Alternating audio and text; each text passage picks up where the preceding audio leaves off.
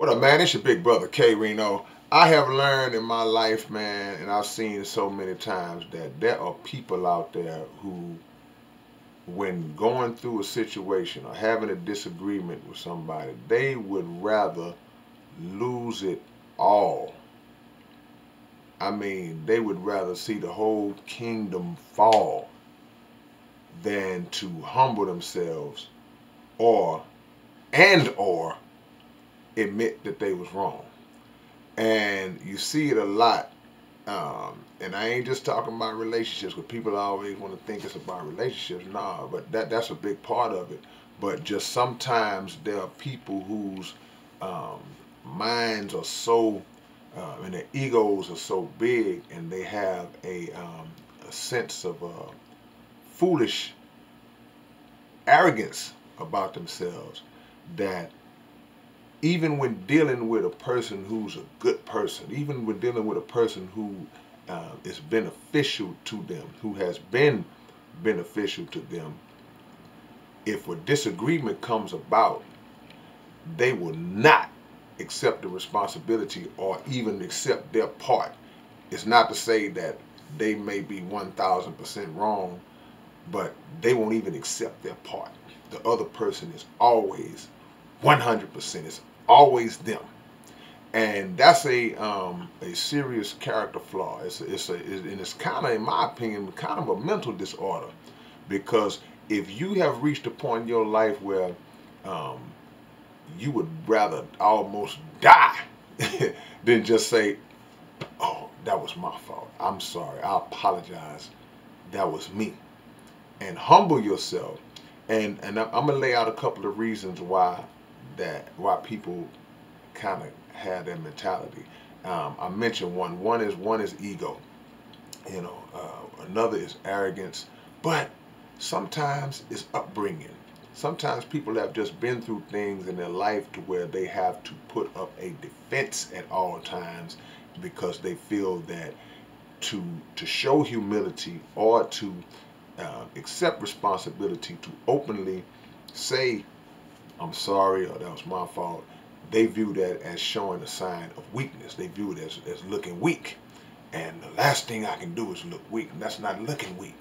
That's not looking weak if you know that you have made a mistake. You know that you have played a role in things not going right.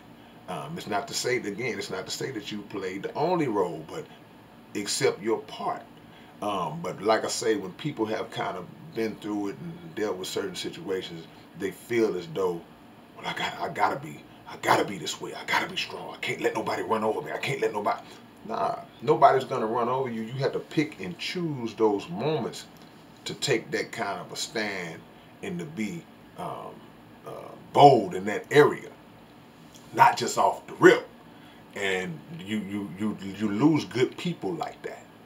And the older you get, it gets more and more difficult to find good people that come into your life. It gets more and more difficult because you've reached the age where you have just, if you're that kind of person, or if you have that kind of mentality, whether it be um, intentional or whether it just, like I say, just circumstances have made you like that, regardless of how it is, um, it gets tougher to bring new people into your life, especially good people. Good people are few and far in between as it is. So you have to reach a point where you can honestly look at the people that you're dealing with and ask yourself the question, are they valuable enough to me? Are they worth me having the humility when the time comes and it's justifiable that I should be the one to humble myself? Are these people worth me doing so? And if you reach a point where you just say, hey, they might be worth it, but I can't come off as the one that's wrong. I just can't do it. My pride, my foolish pride won't let me do it. Then you're going to establish a pattern of losing good people throughout your life. It's just going to happen, man. It's going to happen. And in the outward showing of strength that you're trying to show, inwardly and secretly, privately, you miserable. You suffering. You suffering. Because you know you was in a good situation. And now the weight of you not wanting to just calmly say, that was my fault. I'm sorry. Let's figure out a way to fix this situation, uh, and make this thing right.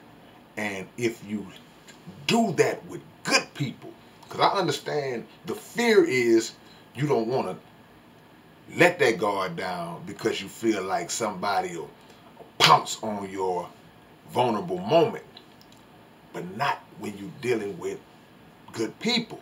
A good hearted, a good person with good character, they're not going to take advantage of you in a moment of humility. They're not going to do that.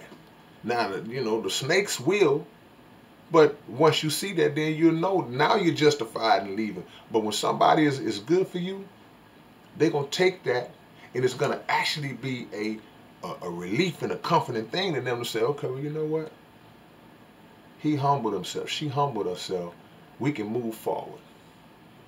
But if you're not big enough to do that, you rather see the whole kingdom burn down before you say, my bad. Then you're going to grow old and lonely, and you're never going to be able to establish long-lasting, sustainable relationships in any facet of life. I was through anyway. Peace.